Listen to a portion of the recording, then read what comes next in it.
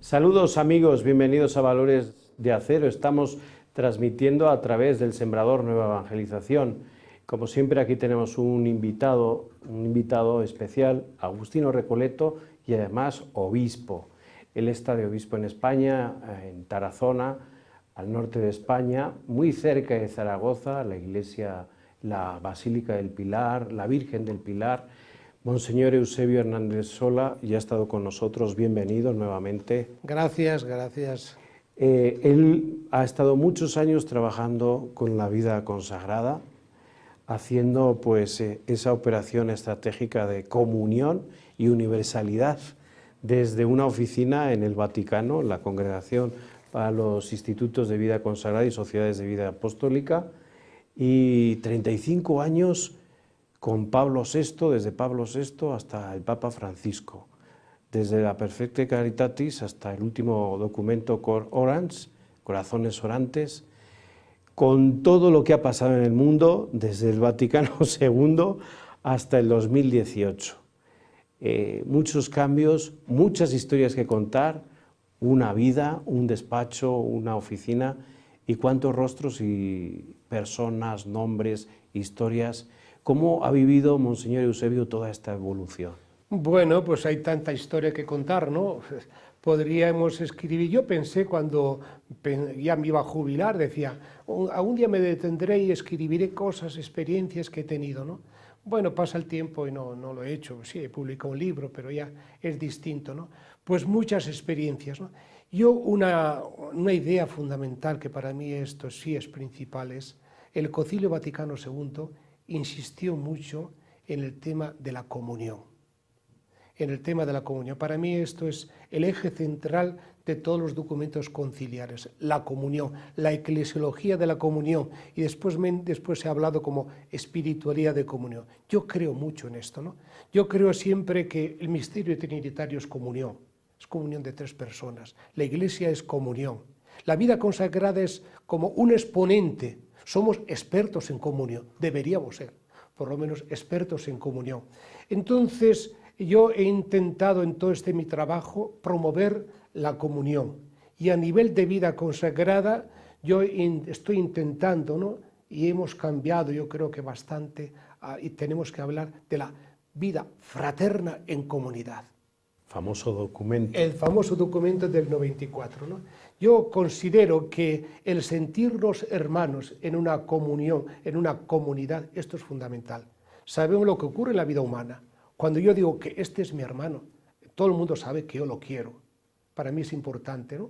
Entonces, si en la vida comunitaria supiésemos, interpretásemos correctamente y dijésemos, este es mi hermano, las relaciones cambiarían. Entonces yo sabría perdonar, comprender, disculpar, tener compasión, misericordia con mi hermano, aunque me falle. Monseñor. Y este mutuo relación, esta comunión, yo luego la trasladaría a otros niveles, ¿no? Ha hablado usted de espiritualidad de comunión. Me acuerdo que San Juan Pablo II insistió mucho a principios del año 2000 con el nuevo milenio, y pues también está hablando de creadores de comunión, ¿no? Vamos a ver, espiritualidad de comunión, vida consagrada y vida diocesana. Y a veces como que hay que engranar todo esto para enriquecer a la Iglesia. Pero también ocurre que como que da la impresión de que hay dos iglesias paralelas, ¿no? La diocesana y la de vida consagrada. Y en esto muchas veces los laicos lo perciben, dicen, no es lo mismo uno que va a una iglesia diocesana y una iglesia de vida consagrada. ¿Cómo un obispo va conjugando eso en su diócesis? Y cómo una persona desde una oficina del Vaticano va escuchando estas cosas y dice, bueno, quizás este es el camino. Yo cuando llegué, bueno, pues yo como he dicho, llegué el 75. El año 78 publicamos Mutuo Relaciones, que son orientaciones en esta relación obispos-vida consagrada, ¿no? Después, en el Vita Consecrata, se insiste en la necesidad de trabajar en esta comunión, porque no podemos olvidar que los dones jerárquicos, ministeriales del obispo, son dones en favor de la Iglesia. Los dones carismáticos de la vida consagrada son en favor de la Iglesia. Entonces es la Iglesia en la cual nos tenemos que encontrar.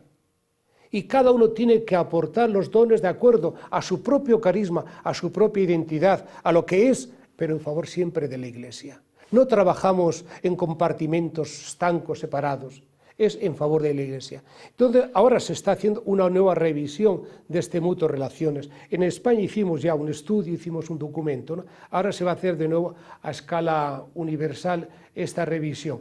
Creo que es importante porque ya no solamente es la relación obispos religiosos, sino que es sacerdotes, porque muchas veces los problemas surgen entre el sacerdote de la diócesis y las religiosas, que a lo mejor no son consideradas suficientemente por el sacerdote, o el sacerdote no conoce suficientemente el carisma, la identidad, la misión de esta vida consagrada, de esta presencia de las religiosas en la parroquia. Y por otra parte, en este mutuo relaciones, yo considero que tiene que entrar necesariamente la presencia del laicado. El laicado tiene que estar dentro de esta compágine, no sé si en español, de esta unión de armonía, de armonización de fuerzas en favor de la Iglesia. Para mí esto es fundamental. Entonces cada uno tiene que ir aportando, cada uno, pero en el respeto. Lo que tenemos que aprender es que en los obispos tendríamos que entender, conocer la teología de la vida consagrada. Y los religiosos tenemos que aprender lo que significa la teología de la Iglesia particular. Entonces, unir ambos y trabajar juntos en favor de la gente, porque esto es lo que nos tiene que unir, es la misión. Cada uno con su propia identidad, pero es la misión la que nos tiene que unir, que es llevar el reino de Dios, que es acercar a la gente a Jesús. El Papa Francisco muchas veces habla a los religiosos del peligro de la autorreferencialidad. Sí, este es el peligro que corremos siempre, el pensar solamente en nosotros mismos. Es el egoísmo, ¿no? Esto es una expresión verdaderamente muy expresiva, porque el Papa Francisco sabe hablar en términos, yo diría, evangélicos muy claros, ¿no? Que nos pone en evidencia lo que somos, ¿no?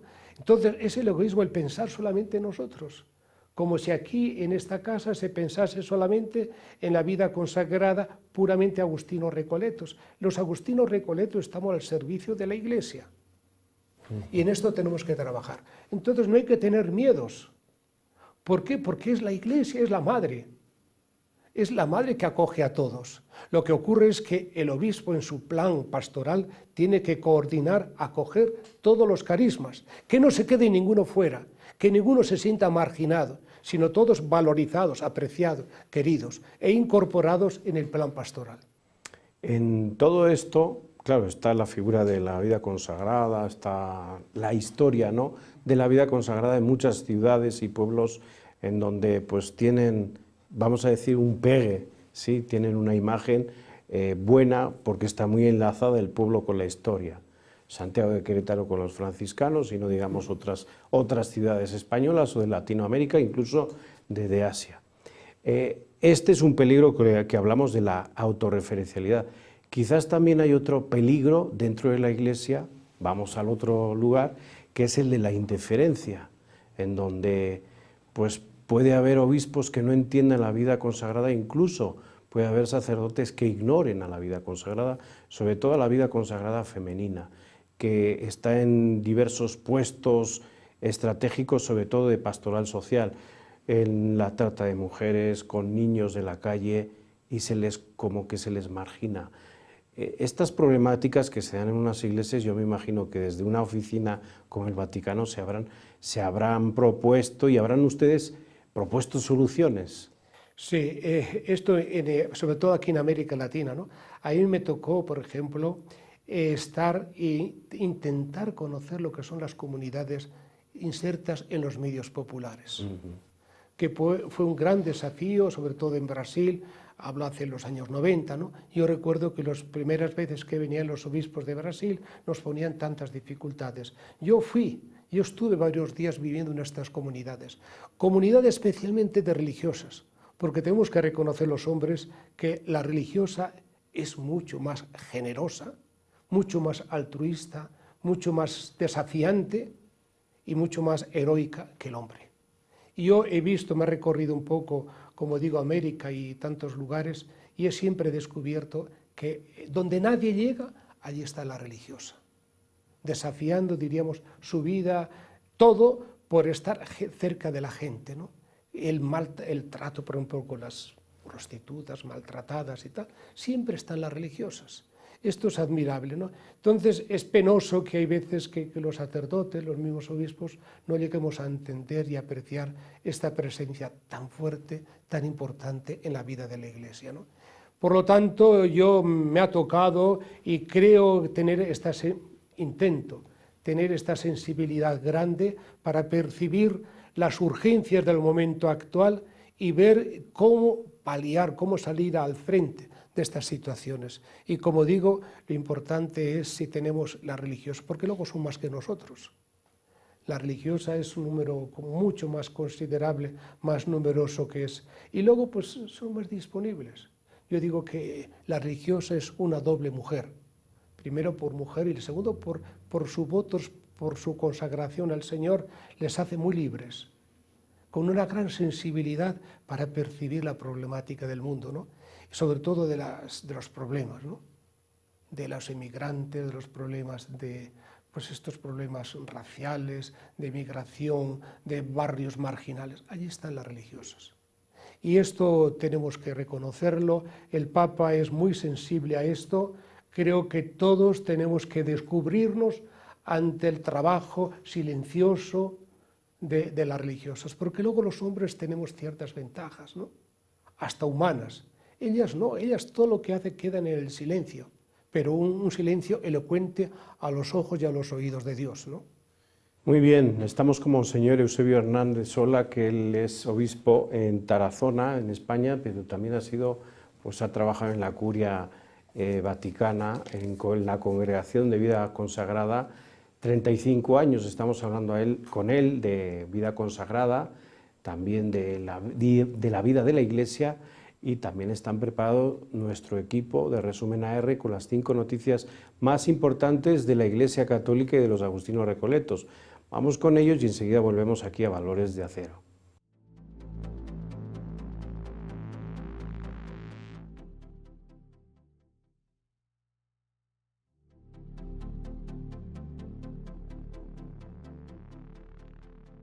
Gracias al equipo de Resumen AR por esas 5 noticias más importantes de la Iglesia Católica y de los Agustinos Recoletos.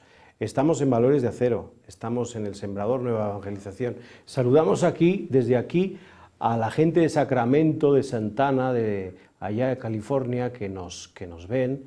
Está con nosotros Monseñor Eusebio Hernández Sola, él es agustino recoleto, es obispo en Tarazona, un lugar que está al norte de España, que tiene una catedral bien bonita, de la cual vamos a hablar. Sin antes, vamos a cerrar el tema de la vida religiosa, de esos 35 años en la congregación y también, bueno, ahora con la comisión permanente allá en España de vida religiosa. ¿Qué problema tiene que enfrentar hoy la vida consagrada en el siglo XXI, 2018? ¿Qué problema vemos, señor Eusebio, así, principal, y el que se tiene que abocar la mayor parte de las congregaciones? Bueno, un problema grande es el envejecimiento, ¿no?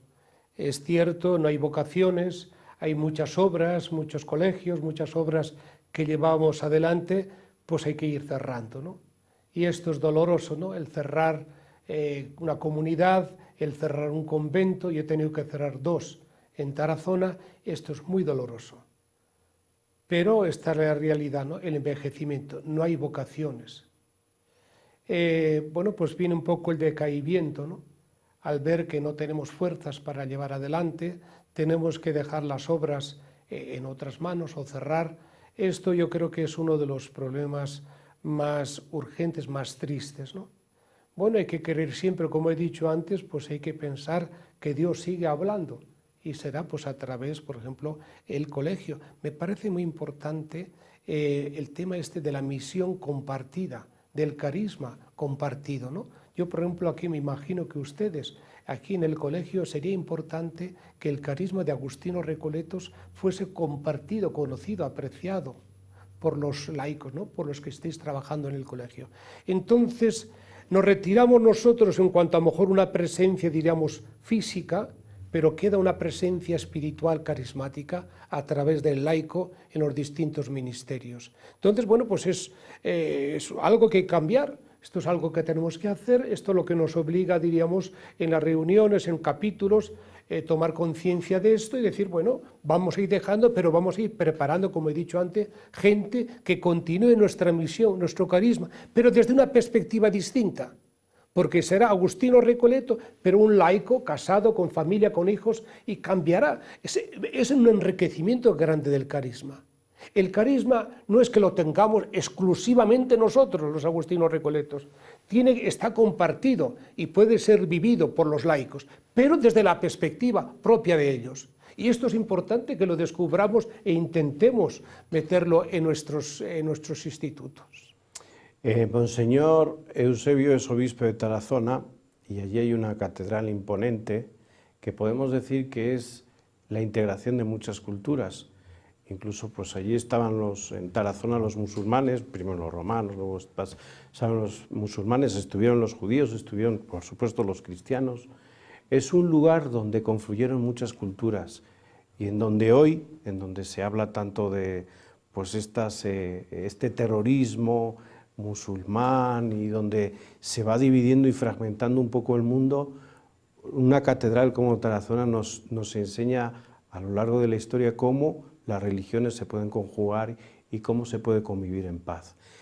Cuando usted llegó a Tarazona, ahí estaba la catedral que había que seguir restaurándola, ¿verdad? Sí, yo cuando llegué, bueno, pues mis antecesores habían trabajado muchísimo. Lo primero que tengo que hacer es agradecerles el esfuerzo, especialmente de don Carmelo Borovia. Él fue el gran impulsor, logró sacar dinero, porque una ciudad pequeña no teníamos medios económicos para sacar adelante una catedral, un edificio tan costoso, ¿no? Fueron 30 años de trabajos, ¿no? Pero especialmente a partir del 97 ha sido un plan director para la restauración de la catedral. Y yo, bueno, pues llegué y una de las cosas urgentes que yo sentía era abrir la catedral lo antes posible, porque una iglesia particular sin catedrales le falta el centro, porque es la casa, es la iglesia madre de todas las iglesias de la diócesis. Entonces, bueno, pues lo conseguí, al poco tiempo tuve que luchar con algunas dificultades burocráticas, administrativas, políticas, pero lo pude abrir, había sus tendencias, sus dificultades políticas, como digo. Y lo abrí precisamente un día importante, el día del miércoles santo, un día en que los curas se reúnen en torno al obispo para celebrar la última cena, se hace la consagración de los óleos, es una misa muy particular, ¿no? muy sensible. La misa crismal. La misa crismal, del que se bendicen los crismas, que luego bautismo, confirmación, con ordenación. Entonces lo hicimos en esa fecha, entonces, bueno, pues les dije, mira, que vengan los políticos, sea de los que trabajaron antes como los que están ahora, ¿no? Y bueno, pues se hizo, ¿no? Luego tuve también la gracia de traer al año siguiente a los príncipes de España, los actuales reyes de España. Vinieron a la inauguración oficial de la catedral, ¿no? Os digo que la catedral es una joya. Sí, como has dicho muy bien, es una unificación, hay diversidad de estilos, pero todos están armonizados muy bien, de tal manera que no crea dificultad para entender y encontrarse a gusto y, digamos, descubrir en la belleza y llegarse a Dios, ¿no? Como diría San Agustino, la belleza nos lleva a Dios. Y en esta catedral, pues sí, ahí está el estilo gótico, se comenzó con el gótico, luego viene mozárabe, viene después el Renacimiento, pero muchos estilos, pero todos armonizados. Y esto es, pues, yo cuando voy a la catedral me gusta siempre preguntar a la gente, ¿no? ¿Qué les parece? ¿Qué les parece la catedral? Y todos me dicen que es maravillosa. Todos me dicen que es maravillosa. Pues para mí es motivo de orgullo, de satisfacción, pero hay que trabajar mucho. Tengo todavía muchas capillas que tengo que abrir, que tengo que rehabilitar, restaurar, ¿no? Requiere mucho tiempo, mucho dinero, ¿no? Y esto es lo que no tenemos, el dinero. Hay algunas dificultades ahora en Europa, en España, por ejemplo, donde está usted, donde ya hay pues, un envejecimiento, ya lo hemos dicho, de la vida consagrada, hay conventos que tienen que salir, iglesias que se tienen que mantener. ¿Hay algún programa dentro de pues, la Conferencia Episcopal Española, dentro de la diócesis de Tarazona, para conservar estos lugares, para dignificarlos y que no pierdan su estilo y su espacio sagrado? Bueno, yo tengo en Tarazona, pues tengo una fundación. Yo con el personal que tengo, con los medios que poseo, no puedo llegar a ocuparme de todo lo que significa los cuidados, las guías de la catedral, ¿no? Entonces tengo la Fundación Tarazona Monumental, en la cual está presente el Gobierno de Aragón, la Diputación, el Ayuntamiento, el Cabildo y el Obispado, ¿no? Entonces colaboramos, ¿no? Hombre, ahora yo quisiera crear algo de esto de la Fundación en Calatayud. Tenemos también grandes obras, grandes iglesias, y nos falta a lo mejor una fundación que vaya armonizando, que vaya impulsando estas obras, ¿no? Yo lo que ahora he descubierto también visitando la visita pastoral de Calatayud, de toda la zona, es que tenemos un gran patrimonio, un patrimonio maravilloso, ¿no? Pero faltan medios económicos. Yo les voy a contar una anécdota a veces que en casi todos los sitios yo iba en plan pastoral y enseguida comenzaban a pedirme dinero. Hay que arreglar, hay que hacer goteras, humedades, esto, lo otro. Se me ha olvidado la chequera, hombre, ya la traeré en otro momento. Siempre pedían dinero para arreglar cosas, ¿no?, de las iglesias. Tenemos gran patrimonio, pero falta el aspecto económico. En Aragón tenemos una ventaja en que es la Diputación da el 60% de las restauraciones que se hacen en las iglesias. ¿Qué quiere decir esto? La Diputación pone el 60%, el 20% el Ayuntamiento y el 20% el Obispado. Entonces, cada 2 años se presentan los distintos pueblos, presentan las necesidades de sus parroquias. En Zaragoza se reúnen los partidos políticos y allí se reparten la tarta. Entonces, pues se reparten de acuerdo un poco a las posibilidades, a las tendencias, a las fuerzas de los partidos, ¿no? Y bueno, a nosotros, si a lo mejor hay una presentación, vamos a suponer, de 50 propuestas, pues a lo mejor se cogen 20, ¿no? 20 propuestas, y de estas 20 propuestas que se aprueban, entonces el Obispado responde con el 20%, ¿no? Y la Diputación con el 60%, y el otro 20% con el Ayuntamiento. Entonces, así vamos intentando restaurar, mejorar si es posible, o evitar caídas, pérdidas Sí. de iglesias. Un obispo se tiene que ocupar de la restauración, pero también de los ancianos, sacerdotes ancianos, incluso de contemplativas que pues están ahí y que tiene que atender. Y no digamos nada de las vocaciones y de la formación de los propios sacerdotes. ¿Y esto cómo se hace 24 horas? Bueno, mira, yo tengo la suerte de que en mi diócesis la gente es buena, ¿sabes? Ajá. La gente es muy buena. No, entonces, bueno, pues se hace lo que Dios nos da, ¿no? Pero yo diría que siempre se pueden hacer cosas, ¿no? Para mí el tema de los ancianos es preocupante, ¿no? Me preocupa y tengo mucho interés. Ahora mismo acabo de mandar un correo a un sacerdote que tiene 75 años, que va a hacer pasado mañana, ¿no? Y tiene un cáncer galopante, ¿no? Para mí es una preocupación. Lo primero que haré será ir a visitarlo. Entonces, pues sí, la preocupación por los ancianos. Tenemos 2 residencias para acoger a sacerdotes que tienen dificultades, ¿no? Como he dicho, tuve que cerrar 2 monasterios con gran dolor, pero no podían vivir, ¿no? Yo veía que eran religiosas mayores, no podían tener una vida fraterna comunitaria, no podían tener una liturgia adecuada, tenían dificultades de atención también para las enfermas. Entonces, bueno, pues lo entendí, lo comprendí y di el ok para el cierre de estos monasterios. La formación, bueno, pues yo también tengo, se ocupa algún sacerdote, tengo un equipo que se ocupa del clero, entonces intentamos que cada mes haya encuentros de formación. Luego yo intento también, pues, a través de ejercicios, a través de retiros, intento ir acompañando los sacerdotes. Luego las visitas, En fin, yo lo que para mí lo más importante es la cercanía a los sacerdotes y a la gente, ¿no? Porque con la cercanía, amando a la gente, diríamos que se curan tantas enfermedades, tantas dolencias, tantos problemas. Si uno ama, todo es fácil, ¿no? La madre cuando ama cura tantas enfermedades de sus niños, ¿no? El hijo quiere ver sobre todo el cariño de su madre. La acogida de la que tanto nos habla el Papa Francisco, el espíritu de acogida. Monseñor Eusebio, muchas gracias por estar aquí, Bueno. por ser parte de esa agenda tan apretada que ha traído aquí por México y pasar con nosotros y explicarle lo que hace un obispo y la vida propia de un obispo. Bueno, para mí ha sido también una gran satisfacción y me alegro de este programa. Yo os felicito, te felicito, Francisco Javier, por este programa, ¿no? Porque yo creo que los medios de comunicación actualmente son el gran poder de evangelización. Así es. Yo antes decían que si era el tercer o cuarto poder, para mí es el primero. La comunicación, los medios de comunicación, la prensa. Yo intento con mi gente, con los medios de comunicación de mi zona, de mi tierra, de la diócesis, pues tener una cordial información.